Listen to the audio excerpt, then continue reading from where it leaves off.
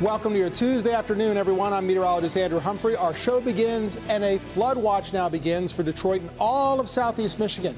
Several inches of rain are going to fall in the next 48 hours. I'll break it all down for you in minutes.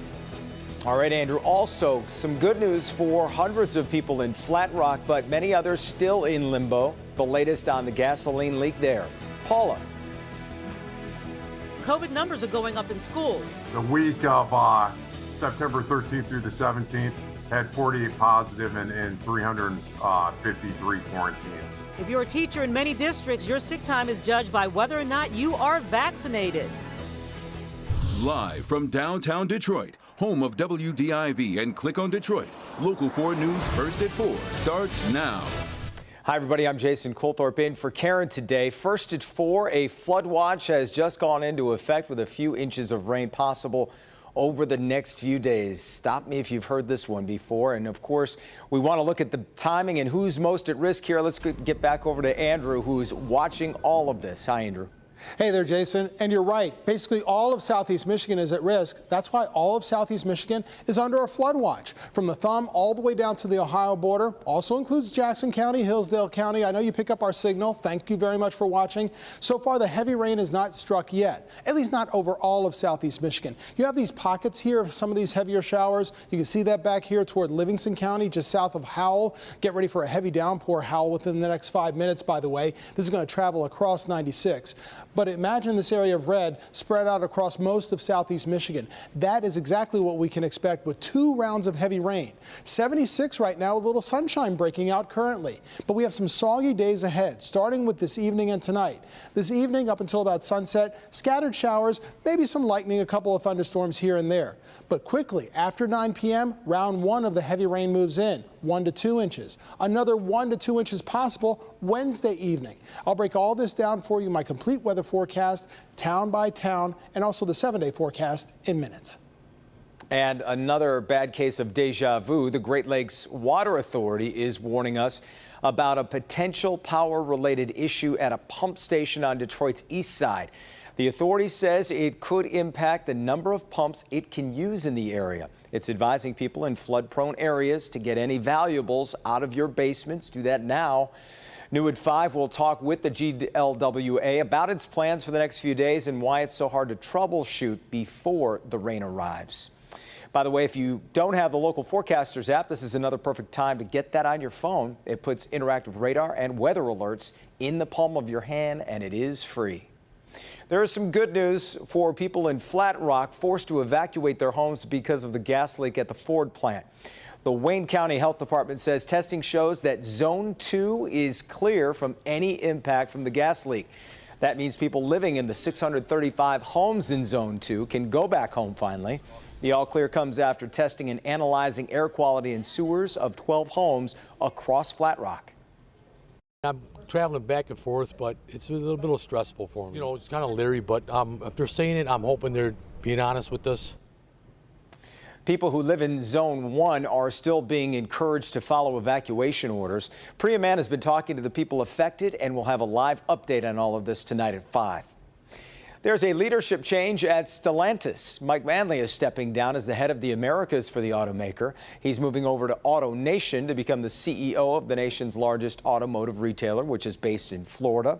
Starting November 1st, Mark Stewart and Antonio Filosa will be responsible for the North and Latin American regions, reporting directly to Stellantis CEO Carlos Tavares.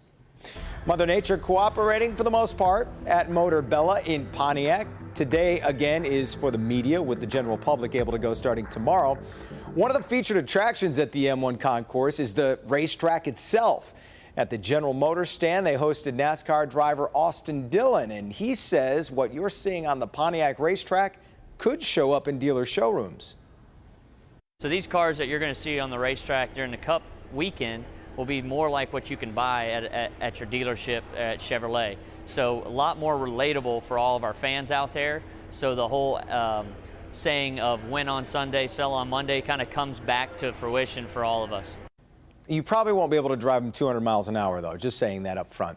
You can see the car and other race cars at Motor Bella starting Thursday. Johnson & Johnson says its new research shows a COVID booster shot does indeed increase protection.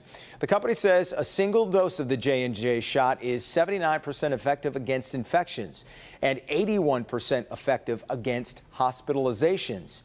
J&J also says the new research shows a booster shot at 6 months or longer increased protection by 12-fold. The research has not yet been peer-reviewed and will be sent to U.S. regulators. In other COVID news, the U.S.-Canadian border will now remain closed to non-essential ground travel until at least October 21st. And tomorrow, Michigan could report its 1 millionth new case of COVID. We'll have those numbers for you tomorrow, first at 4. School COVID cases are on the rise, which is forcing a line in the sand for many teachers who choose not to get vaccinated, particularly in school districts that don't require face masks.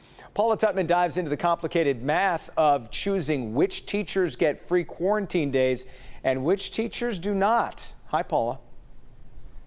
Yeah, hi, Jason. Hi, everyone. So I want you to keep in mind that if a class is quarantined, it is possible that class can continue with that teacher remotely. What we're talking about are those cases when there is a COVID-related illness or, in fact, a disruption in work. A teacher is not able to work because of a COVID-related illness that happened at school or some sort of COVID-related issue. That's where that line in the sand is actually drawn.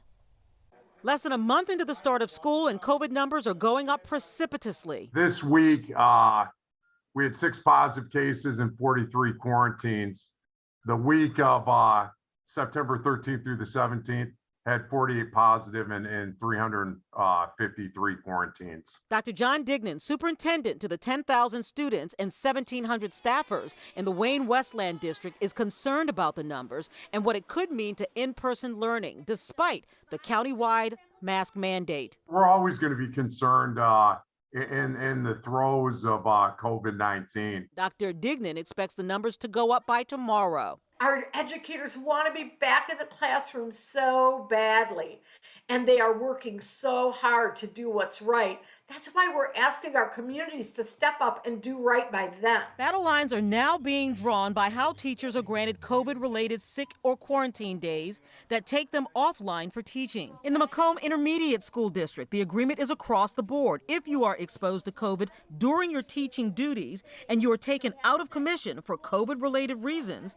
no problem, provided you are vaccinated.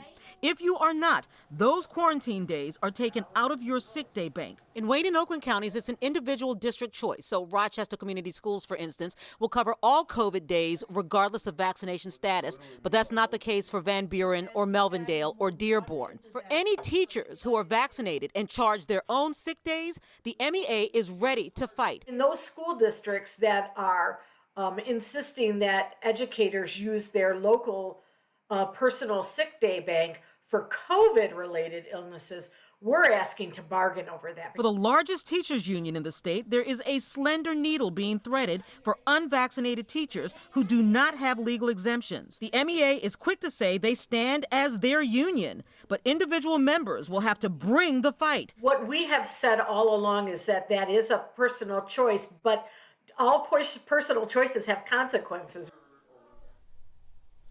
Yeah, so again, the MEA president says they are the union for all of the teachers, but they also stress the reality is these unvaccinated teachers put an additional stressor on an already strained school system. Jason? Boy, it's just when you think you know where all of this is leading, it's just another wrinkle to this whole thing. All right. Paula, thanks. We're also keeping an eye on the investigation swirling around the Gabby Petito case. So far, the FBI has not confirmed that the body found in a Wyoming park is Petito's. Back in Florida, investigators returned to a nature preserve to look for her fiancé, Brian Laundrie. His family says he told them he was going hiking a week ago, and they haven't seen him since. Authorities say his parents were questioned for hours yesterday. President Joe Biden addressed several key issues before the United Nations today, from COVID to Afghanistan. The president is also looking to boost his standing in the world along with America's. Kimberly is in the newsroom with this and has some of the highlights from the president's address. Kim? Hi, Jason. Good afternoon to you. President Biden took the world stage just weeks after a messy messy U.S. withdrawal from Afghanistan. Today, he focused on how the entire world can support the people of Afghanistan in the future based on a new resolution from the UN Security Council.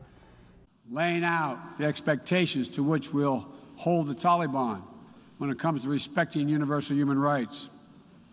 We all must advocate for women, the rights of women and girls to use their full talents. President made worldwide cooperation a recurring theme, whether he was talking about climate change or COVID-19. He also made it clear the U.S. is ready to use its military might, but believes it should be a last resort. Today, many of our greatest concerns cannot be solved or even addressed through the force of arms. Bombs and bullets cannot defend against COVID-19 or its future variants. To fight this pandemic, we need a collective act of science and political will. President Biden has a lot on his plate when it comes to foreign policy and diplomacy. We'll have more from the United Nations when you join us for Local 4 News at 5. For now, though, Jason, we'll send it back to you. Yeah, we'll see you then. All right, Sure. Kim.